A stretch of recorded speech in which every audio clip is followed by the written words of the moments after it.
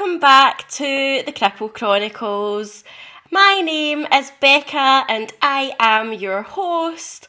On today's episode, I am going to be following on from the last episode, talking about me becoming a mental health nurse. So if you haven't watched that episode or listened to it, then I would suggest that you do that before this one. But I mean, do whatever you want. I'm not going to stop you. I also say that because there's a few things in the last episode when I was editing it, I realised that I had misspoken or I had forgot some things. So one of the things that I had misspoken about was I was talking about the process of getting vaccinations for before going on to nursing placements, and I had said that you got vaccinated against hepatitis C, which isn't true because there isn't a vaccine for hepatitis C. There's only vaccines for hepatitis B, which was what we got, which was like a course of like 3 injections or something like that. But I realised when I was editing, I was like, I didn't get an injection for hepatitis C. Why have I just said that? The other stuff that I had thought of that I had forgot to mention was when I had said that I started my first year, I had moved, so that was something that was a bit of an adjustment for me. Not long after I moved house, my papa ended up passing away, and I'd actually stood up and gave a eulogy at his funeral. During this time, I was still trying to attend lectures, and I had a group project and stuff that I was working on that I knew I couldn't let them down. I think standing up and doing that eulogy at my papa's funeral actually really helped me with nursing things and life and speaking, I guess, because I've never been someone that's very big on public speaking, would you believe it or not, when we're, 13 episodes into a podcast where I do like 40 minutes to an hour each, me not being good at speaking. But I think of it in a way of like, if I was speaking to a room of 20 people right now, I would be so much more anxious than I am right now.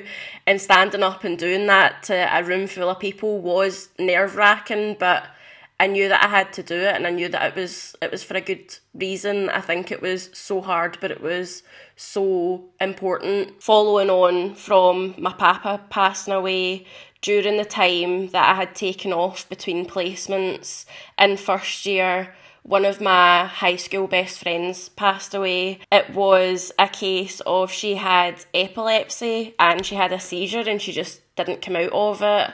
And I really didn't give myself the time to grieve. Like, it really hurt knowing that I had seen her 7 months previously and we had went out and it had been like nothing had changed when we were younger, and knowing that we weren't going to have moments like that again, or I wasn't just going to see her again, that was hard to process, and I kind of gave myself the time for that. However, I also felt like I wasn't able to grieve properly. We had drifted after we had been at school, and I really felt like I wasn't right for feeling the pain that I did because I wasn't still an active part of her life when she passed away.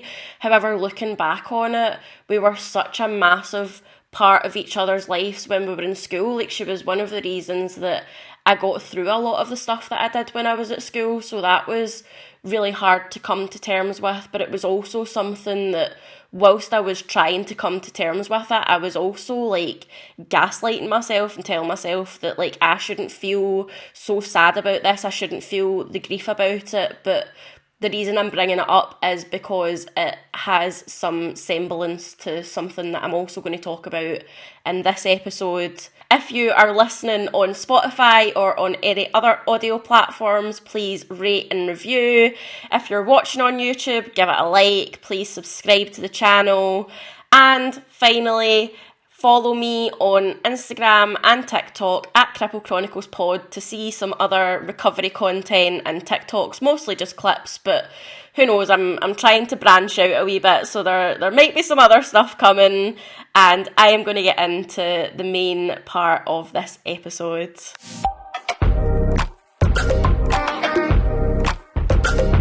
I I finished the last episode at the end of my first year of studying mental health nursing. So through this episode, I'm going to talk through my second and third year, and also kind of where my thoughts are with nursing looking back now and where I'm sitting. That was... Well, still not get quite used to the changing the wording round a wee bit for things. I think something I definitely didn't realise about mental health nursing was that through uni we weren't really going to go in depth into the various mental health conditions that there is. I can partly understand it because you do need to talk about the values and the ethics and all of the evidence behind why, as nurses, we do the things that we do. However, on the other hand, I can't really understand it. I think in second and third year, there was maybe 2 lectures that actually spoke about different mental health conditions. A lot of the learning was self-directed. Most of the knowledge I have of medications came from doing medications on placement, and see the wee leaflet that you get inside the boxes. The nurses that I was working with would give me the leaflet out of the box and tell me to go away and learn it. I would sit and I would do research online looking at what medications are for, what kind of side effects can they give, and then when you were doing the medication on placement, the nurses would then ask you, okay, what is this medication for?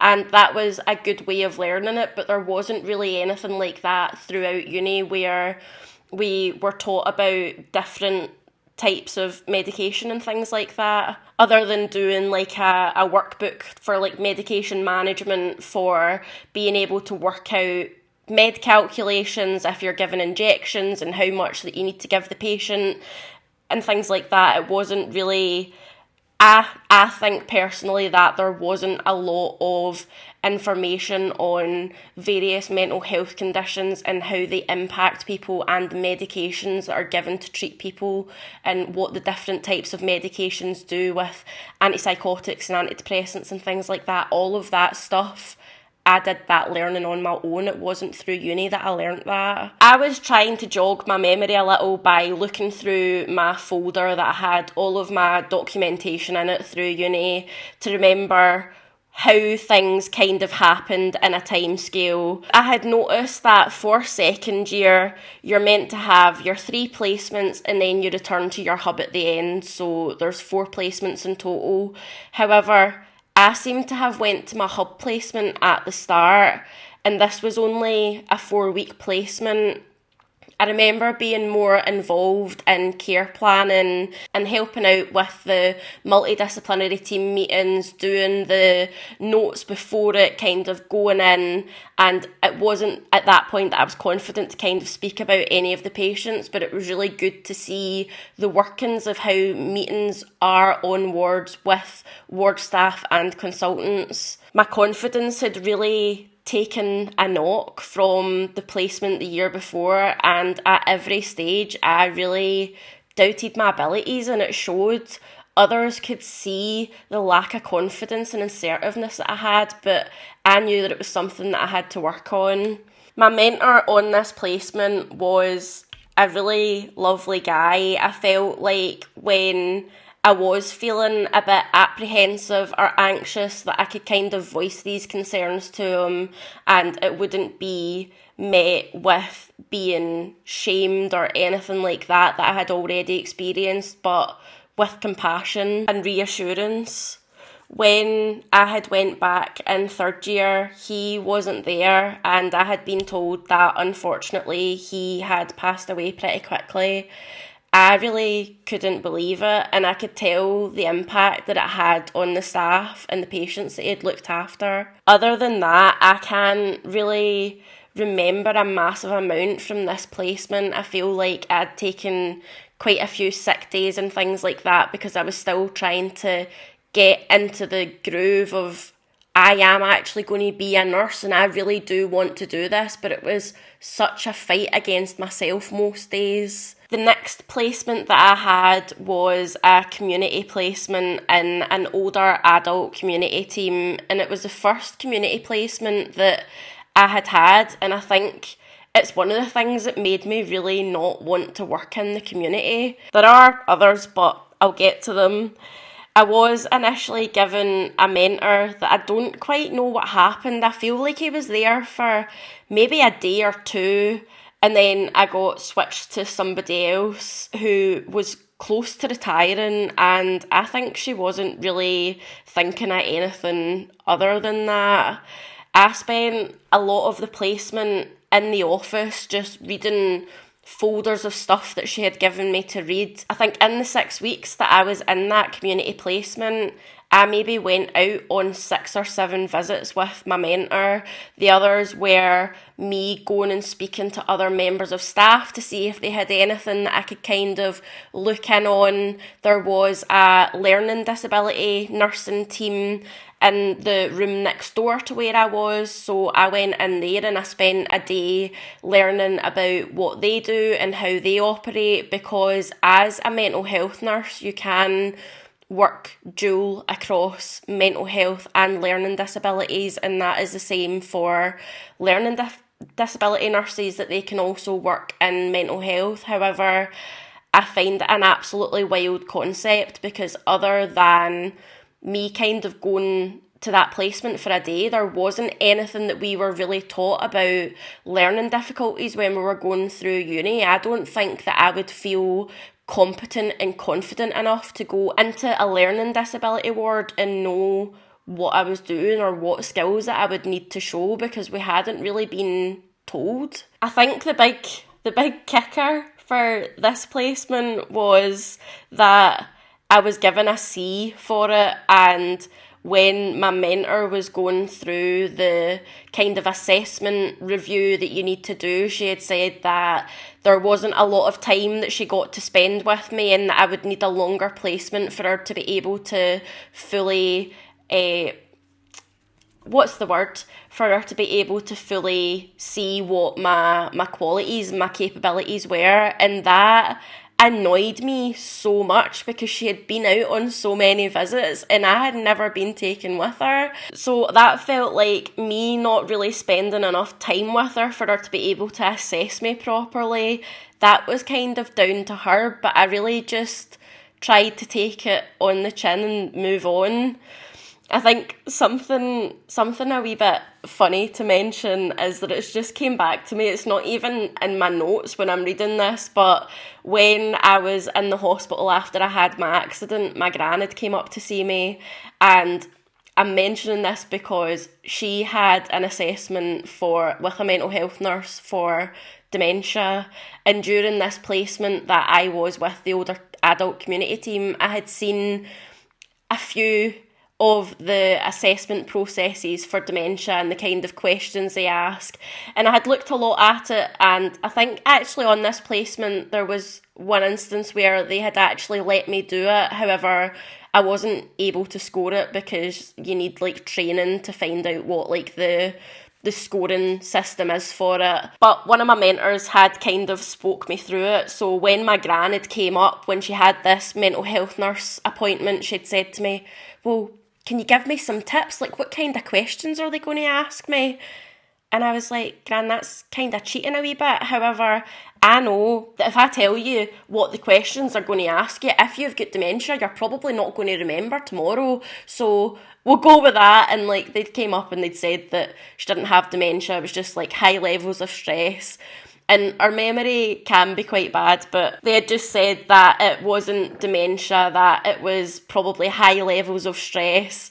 And it was just something that it kind of made me chuckle when I thought of it there, because it was from that placement that my gran knew that I had had any training with dementia screening as a mental health nurse, and she was wanting to kind of get a wee cheat sheet from me of how to pass our dementia assessment with flying colours. But before I talk about the final placement, I think it's good to kind of say about the other side of the process in class time, the kind of assignments outside of placement. where things like working as a team to discuss the care for someone, essays about values and evidence-based practice, basically what I had said earlier, that anything that is done in nursing should be backed up with evidence. However, I did find that sometimes when being on placement, there was nurses doing things that I hadn't quite seen before, and I would say to them, like, why are you doing that? And they would say, well, that's just how we've done it. And I'm like, that's not how it's really meant to be. But sometimes when you have older nurses, they're very stuck in their own ways, and it's kind of my way or the highway. I can't remember if it was both second and third year. I know there was definitely one in third year, and I think there was a different variation in second year, but one of the assessments that you need to do is a set up in a lab where you have somebody that is volunteered and they come in and you need to do a nursing assessment or go through therapeutic techniques as they are presenting as somebody who would be a patient in front of you. However, this is very nerve-wracking, and it never felt like it did when I was on placement and I was doing assessments and things like that for patients, because when you're doing it in this setup, you know it's an assessment, you're in a lab, you know they're not a real patient, and on top of that, you are being recorded and watched whilst it's happening. So there's all of these different things that go into it that just made me feel like it wasn't fully a good representation of what things are like on placement. However, I suppose it is a way that you need to be able to grade nursing students, because you can't have a lecturer come in on placement and sit in on an assessment, I guess, but I suppose they could just take the feedback from mentors, or mentors would be the ones to kind of actually assess that on placement if there was like a bit specifically set out for it. I don't know, I've kind of got a wee bit sidetracked there, and I've actually totally forgot about what I was speaking about when I started saying that sentence. Anyway, moving on. My final placement of second year was probably one of my favourite, but one of the most difficult emotionally. I think it was my favourite because of the setup within the team. It was a team that had, I think it was 5 general nurses and 2 mental health nurses, as well as some support workers. And this was somewhere that they were the ones who initially saw all refugees who were coming into Scotland. This was meant to be a bridging team, which means that they connect the refugees to other services like maternity if they're pregnant, dentists, doctors, mental health teams. It is something that is meant to be a kind of short-term intervention to get refugees that are coming into the country settled and in contact with all of these other agencies. However, I think this was one of the more emotionally challenging placements, because these people that were coming into the country were trying to get away from some horrible stuff. They were trying to find safety, and when they started speaking to the mental health nurses, they started to feel safe in that. So being able to pass them on to another team, or even how long the waiting lists are to get help, it was meaning that it ended up being the patient care times were longer than what the management kind of wanted to see. And it was that point that I kind of realised that there's a lot of pressure from inside of the system, especially when it comes to, working in the community and within wards. There's an urge to get patients out, to get patients discharged, and it's harmful, I think, in my opinion, if there is somebody that is so unwell that they are needing hospitalised. Your main goal should be to help and support them no matter how long it takes. But there's then the knock-on effect that there's not enough beds and there's other people out in the community that are struggling, so it ends up just being that you're given medication, you're papped out the door, you're not really often given the tools that you actually need to help deal with the things deep down. And then when you're back out in the community, you've got nurses that have got caseloads that are massive because they can't discharge patients because they need them, but they've got more patients getting added on because the patients that they've got have lapsed the time that they're meant to be having support. And it's so sad, and it's so fucked. Like, I don't have anything to say other than it's absolutely fucked. I think there's definitely a lot that I could say about this placement. There was a lot of patients that I saw that I just wanted to bundle up and take home with me and tell them that they were safe now and that I would look after them. It was heartbreaking, the amount of young women that would come in that had been trafficked, trying to already escape something, trying to get away and ending up deeper in despair. There was one girl who has really stuck with me, and she must have only been about 18, and she was trying to flee her country, and in that she was offered a job as a nanny, which was thought totally up my street. I'll be great at that. It was offering good pay, live-in nanny, totally sorted, but that isn't what happened. She got trafficked, and she had her passport taken off of her, and she was used for sex. And in that, then after she had bloods taken, we had to tell her that she had tested positive for HIV and she was pregnant.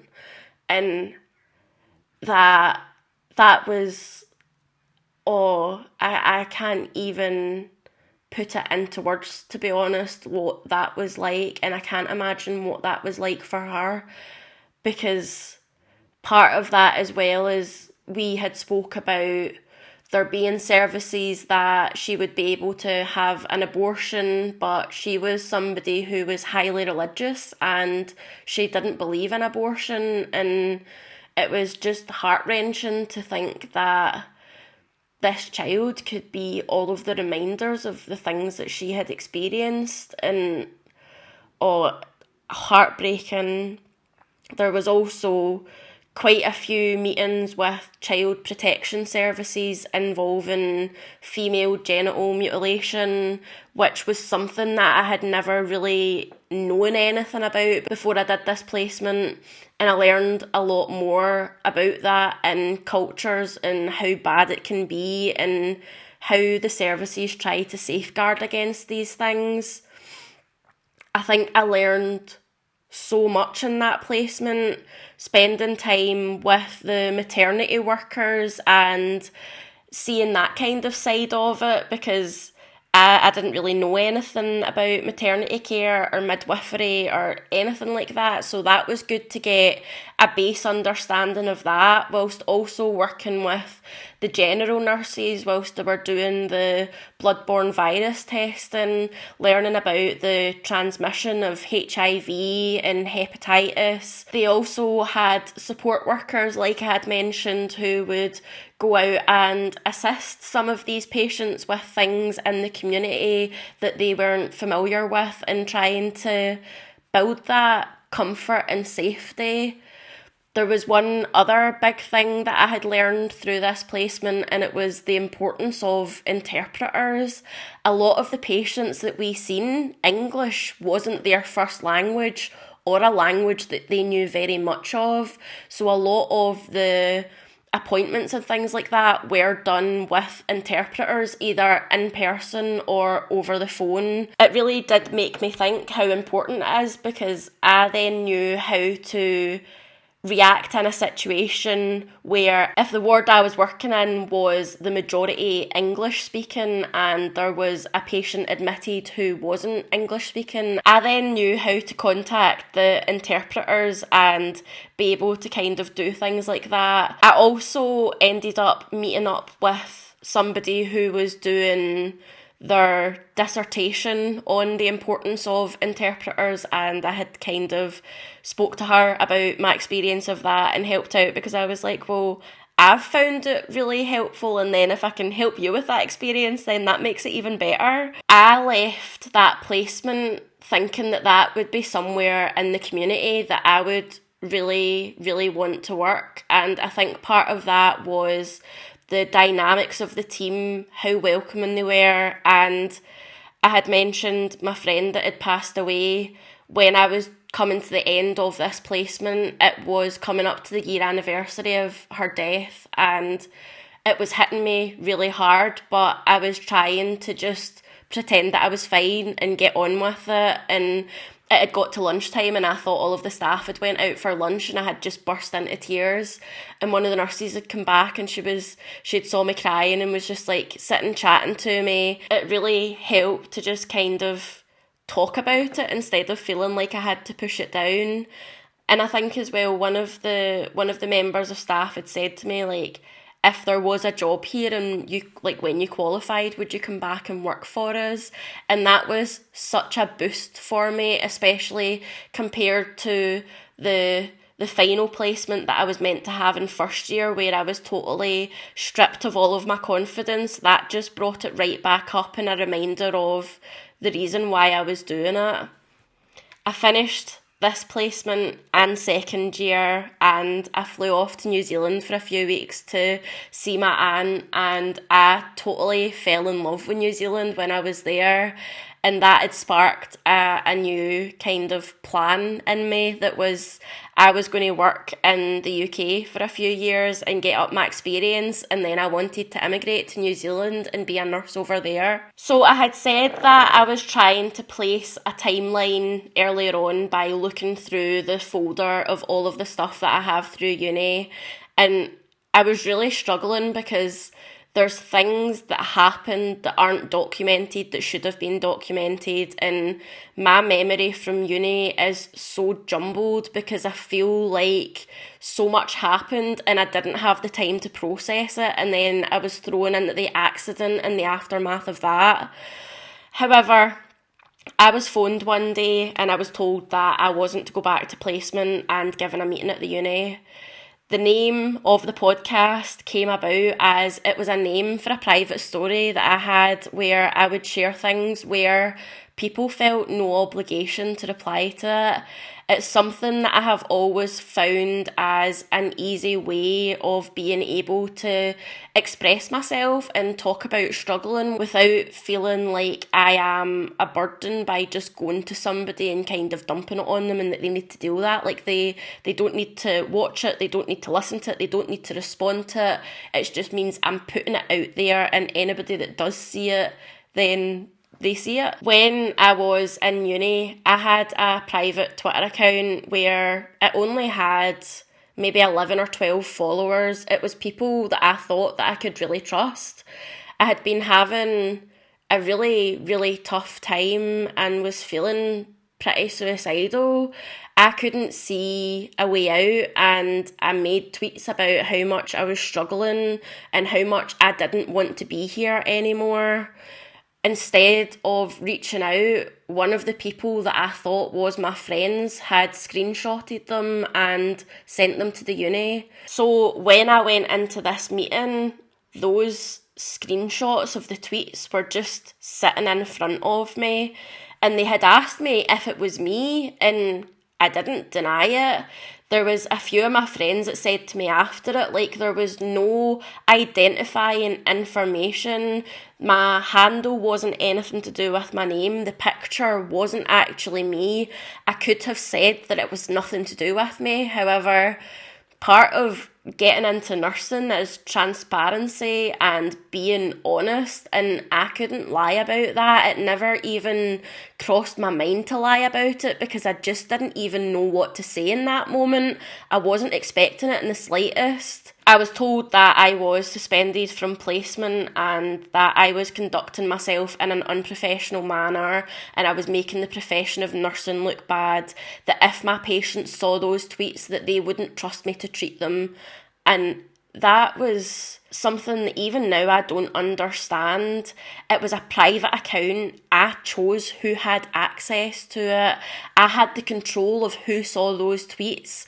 I was struggling, and not to mention, I was and am somebody that lives with mental illness, and I have struggled, and sometimes patients knowing just a wee bit about that actually makes them feel more comfortable to open up to you, because you're not seen as being a nurse that is imposing these rules. You're seen as being a person who actually also has these emotions.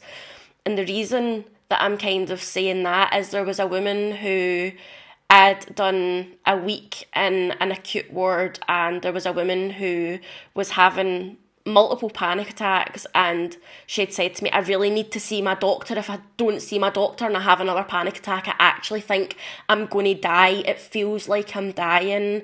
And I sat down and I said to her, look, I'm going to tell you that I've experienced panic attacks. I know how scary it feels. I know that tightening of your chest and that feeling like you can't breathe and that you possibly are going to die, but it will pass. It's not something that's going to last forever. And just after having that conversation, for the rest of the week that I was in that ward, I was one of the only nurses that she felt confident to actually confide in and say, I'm having a bit of a hard day. There was one day where I was finishing my shift and she asked me to come and speak to her, and she was like, it's just so that the nurses can put this in my notes, so I just wanted to tell you. And as well, I have a tattoo on my arm that is, this too shall pass, and it is a little geometric butterfly. The reasoning that I got it was that one of my friends when I was younger had always said this too shall pass, and I always said that I was going to get it tattooed on me. The reasoning for the butterfly is because of the Butterfly Project. That was something that I used when I was younger to help me stop self-harming, and I thought if I got a tattoo of that, it was going to encourage me not to self-harm. But it also drew a lot of attention from patients. They would ask me what my tattoo said, what it meant, but it's over all of my self-harm scars, and it was never intentional, but I think them seeing that made them realise that the people that are looking after them are humans that also have emotions and struggle, and that's not a bad thing. But this wasn't seen as a strength and a way that patients would feel more comfortable. It was seen as a weakness over and over again. During when this was happening, I split up with my boyfriend of almost 2 years together, as he told me that he never loved me and he was just settling for me. I was already really struggling, but I just felt like everything was pulling me under. My mental health was in such a bad way, and then I had a massive argument with two of my longest friends, as I had been too shut in my own world and they didn't know what else they could do. I needed help. I was trying. I was seeing the private psychologist that I have mentioned before at this time, and I felt like I was so lost, and nothing that I was doing was making the situation feel any better, but I was just trying to hold it together even if I was barely doing that. I had to go to occupational health appointments where they questioned me about my mental health. I had to get a letter from my psychiatrist, who I hadn't seen in like 7+ months. They had to get letters from my GP, and after all of that, they had said that I was too unstable to be doing nursing whilst I wasn't on any mental health medication, so I was going to have to go back on my mental health medication for them to sign me off as being fit to go on placement. I had stopped taking my meds probably 6 months beforehand because they weren't working for me. I was just feeling the same way I did when I took the medication, and then I stopped taking it and I still felt the same. So I didn't see the point in starting to take it again because I knew that it didn't work for me. However, I really knew that I wanted to be a nurse and I would have done anything at that point, so I agreed. And I went and I picked up my prescription. I sent a photo of the prescription to the occupational health department and they accepted it, but I never took that medication.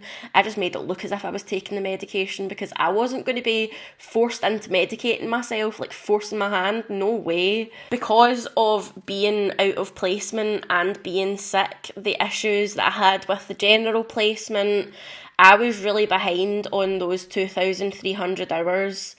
In 2019, it really felt like I was basically on placement for the whole of it. And although I was on track to pass and get my degree, I made it on the last day to submit my documents so that I would actually get to graduate. Up until that point, I had been told that I probably wouldn't be allowed to because I would miss the cut-off and I wouldn't get to graduate with all of the people that I had just spent the last 3 years with. I would get my degree, but I wouldn't get that graduation until the year after, which I'm so glad that I didn't wait for that, because if I hadn't got my graduation and I had just totally smashed my legs to pieces, I would have been fucking raging. And not to mention COVID and all, that would have been an absolute bastard. So, positives, I guess, I got to graduate. So we're now on to third year.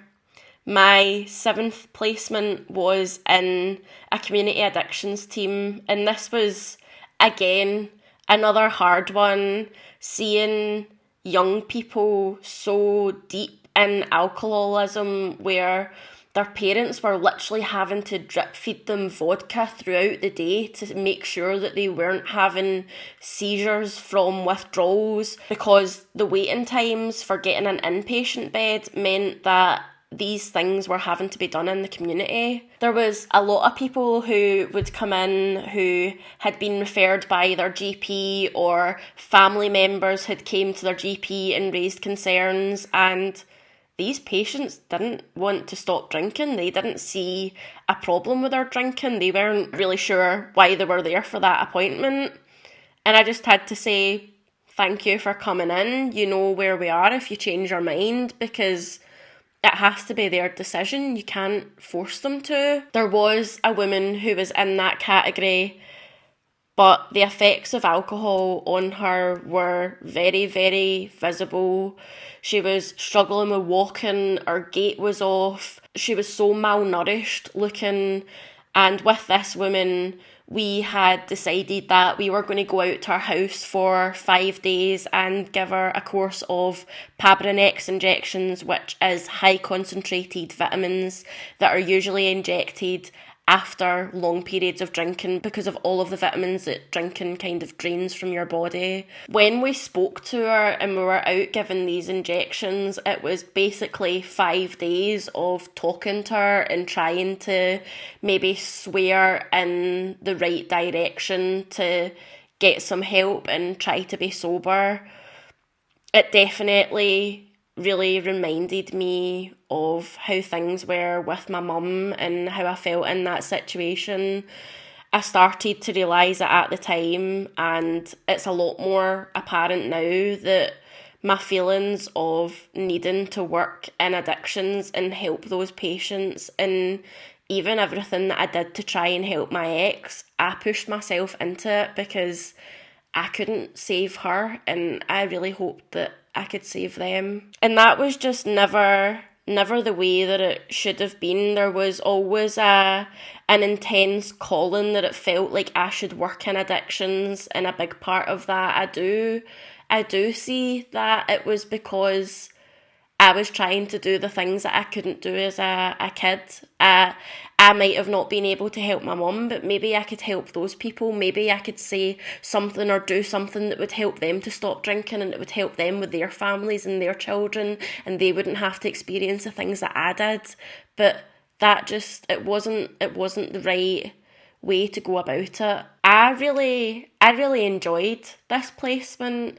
I really felt like I was able to actually do things. I felt like I was being a pretty decent nurse. I was doing notes, I was doing assessments. There was an assessment that I'd even done myself because my mentor came in with me. She was like, are you actually okay to just take this over, because I know that patient and that's kind of a conflict of interest? And I was like, that's totally fine, I don't mind doing that. During this placement, I also had went to I can't remember the name of the team, but it was a team that deals with drug and alcohol, like, court things.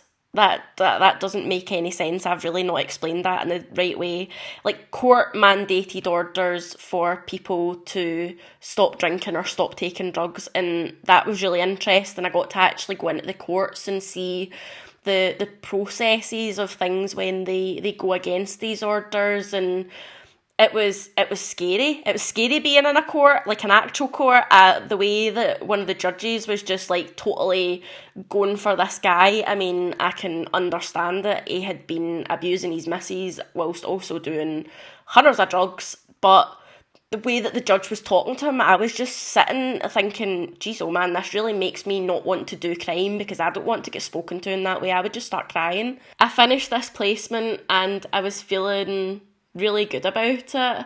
I then had a couple of weeks off before I started another 6-week placement, which was in an acute admissions ward. I think other than the 1 week that I had in an acute ward, which was only 2 or 3 shifts, this was the first time that I had actually seen like a general variation of mental illness.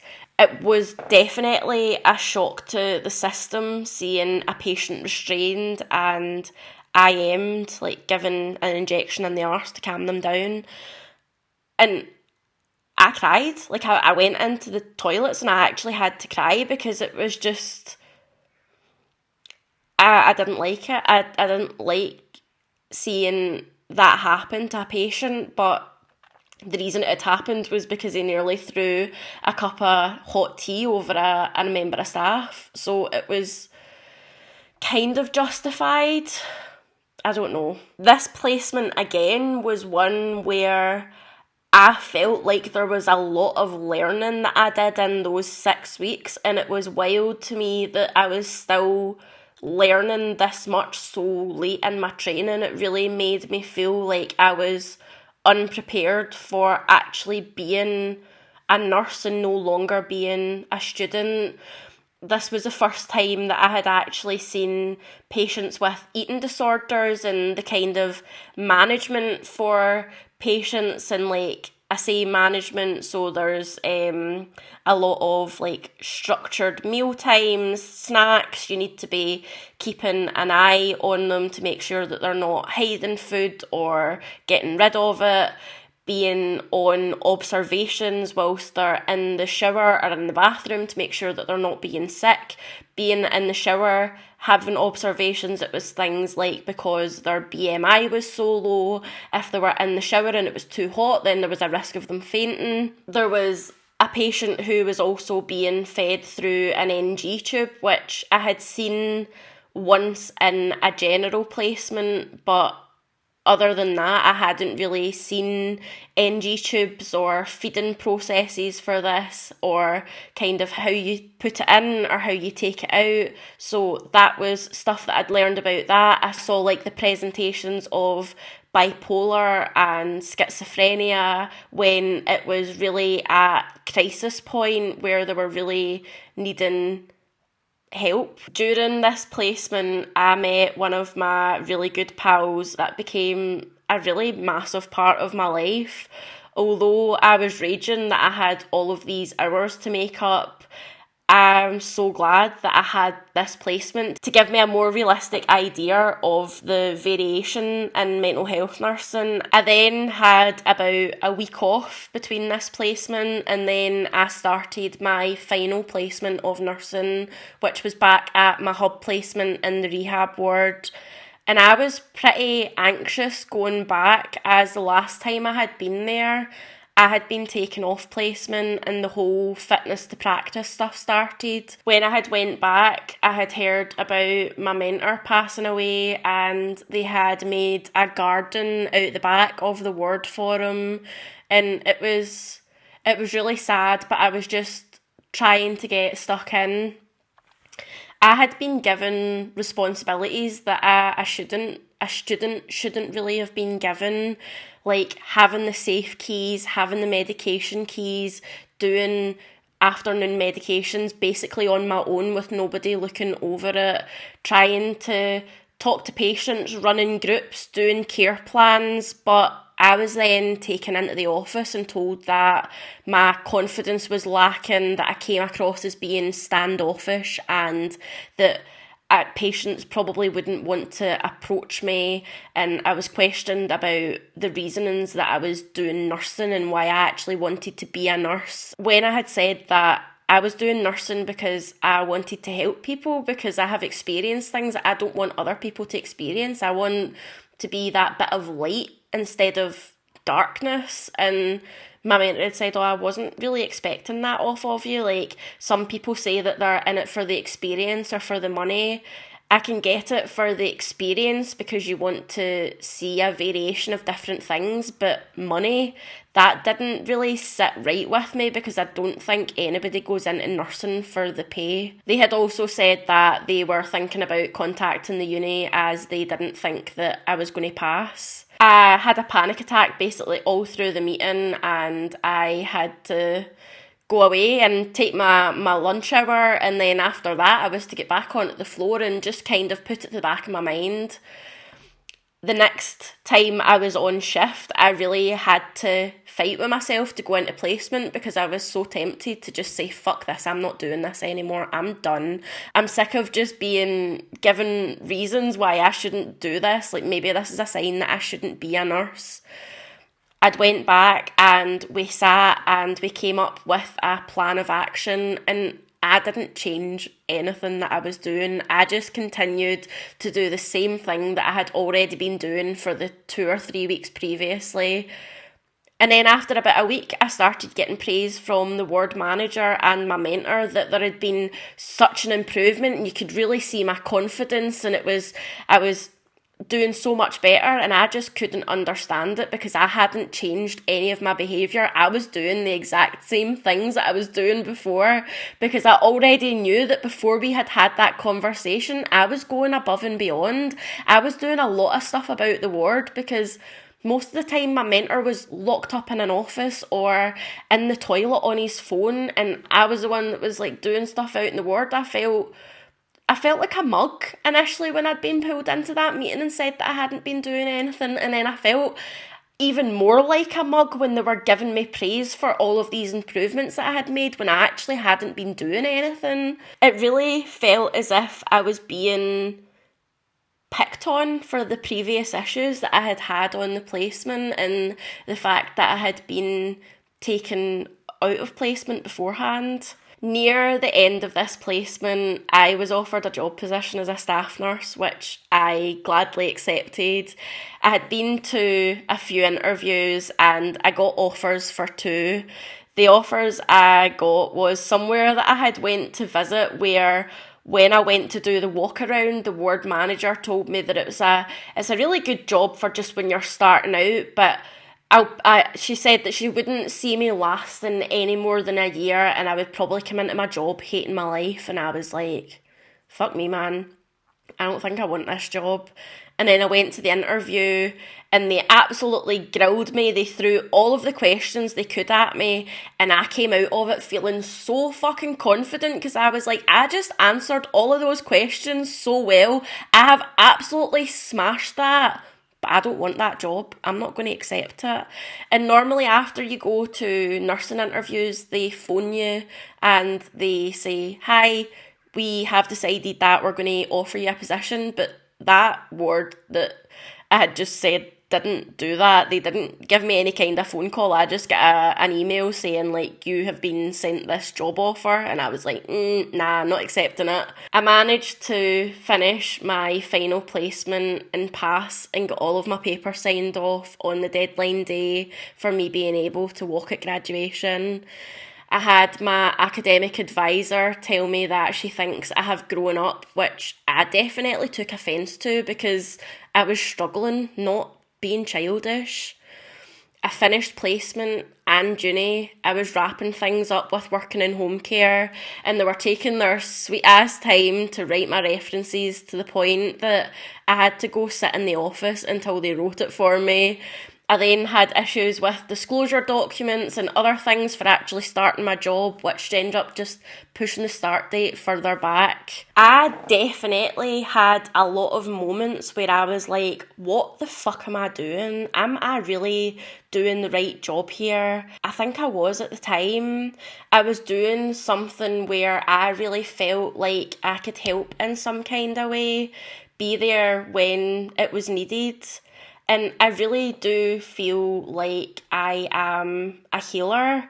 It just feels like something I'm really good at, something that I have a gift for, even when I am not trying to be inspirational or motivational, even just kind of speaking my own thoughts. That helps people in some kind of way, and that makes me feel like it is a gift that I have, that I'm able to do that for people.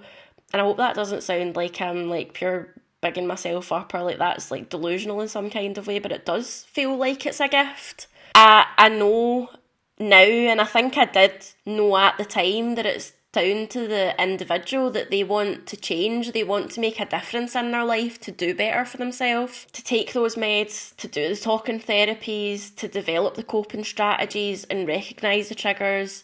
But they can't do it on their own. They need support through that. I think the current system of healthcare, it is very rare that these things actually happen. People are in the door and out as soon as possible, like I had mentioned earlier, with times on caseloads and people coming into wards, and just have like the push for them to get back out the door. You need that bed free, there's somebody else that needs to come in. There was multiple times where I heard nurses talking about borderline personality disorder patients, or just personality disorder patients in general, in such a fucking stigmatising way. Repeat patients being met with, oh fuck, another PD, oh it's them again, I wonder what attention they're seeking this time. Like, horrible, horrible shit. And I just think that when nurses say stuff like that, it really takes any kind of compassion or empathy out of it. There is nobody that willingly chooses to put themselves in a mental health ward, and if they are willingly choose to put themselves in there, it's because they don't know what else to do. They don't know what other turn to take. They're struggling. They're not meant to be villainised or demonised in some kind of way. That is just shitty behaviour. They are unwell. They deserve to be treated with kindness and compassion, not stigmatised views. There are so many people that fall through the cracks, and I think the way that the NHS is going, it's going to be privatised, meaning that people are more cut off from support services. People are just going to be left trying to get through it. A lot of the time, bad experiences come from the system, lack of staff, waiting times, not getting care because of some kind of postcode lottery of services. But I have heard instances as well of where it's the nurses that are at fault, nurses that are in higher up positions that get away with assaulting patients, nurses that turn up drunk to their work, and instead of it getting raised higher up, it is just swept under the carpet and they come back days later with no kind of repercussions. Nurses stealing medication, and there is no proof of it, even though there is a medication book where you have controlled drugs and it's marked in and out. There is a record of it, but we can't possibly say that it is that exact nurse that's doing that. Why not? Why is there not some kind of investigation process on these things? Because they don't really care. I think of it in a way where I hear things like that And then I think back to me being told that I was going to have to go up in front of an MMC panel and plead my case against unprofessionalism for making some tweets saying that I wanted to kill myself on a private account where no patients would have ever been able to see them, yet there is people in places of power where they can literally abuse patients and nothing happens about it. Like, it is wild and it is disgusting, and the way that things are, the fact that people are just left to rot, like they're left to deal with it on their own. I really feel like mental health services right now in the UK are just leaving people to die. It feels fucking criminal, and I can't go back to working in a system that is like that because it makes me feel like I am complicit. I can do all of the right things. I can treat my patients with kindness and compassion and empathy, but there is still all of this shit happening around me that I can't do anything about as a single person, and it makes me feel like I am complicit, that I am in support of the way that things are, and I just can't do that. I can't go back to it. I can't put myself in that situation because I think I would lose my mind.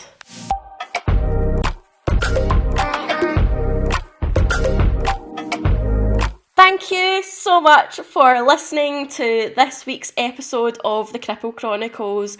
I really hope you are glad that I decided to be cheeky and cut this story time into 2 episodes, because I have just looked at the wee clock on my recording, and for this second part I am at 1 hour and 10 minutes of recording, so that would have been like a 2-hour recording that I did last time, and probably quite a lengthy episode, so you can thank me later, or you can thank me now. Thank me in the comments, go do it. Anyway, I hope you have enjoyed. Anything you would like to get in contact with me about, please send an email to cripplecchroniclespod@gmail.com. Follow me on the socials, Instagram and TikTok at Cripple Chronicles Pod. I am going to be back in a few weeks' time. I have no idea what I'm even going to do for that episode. Not planned it, not even thought about it yet. It's going to be in the first part of this episode's coming out tomorrow, and then this is coming out in 2 weeks' time, so I've got 3 weeks before I need to record it, so I'll figure something out in this time.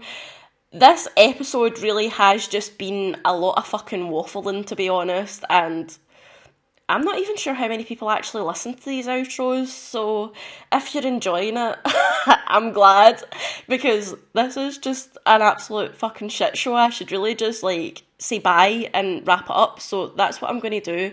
I do feel like I forgot something. Oh, that's it. Subscribe on YouTube, like the video, rate and review on Spotify and audio platforms. Right, I am done for today. Have a lovely day, week, month, whatever.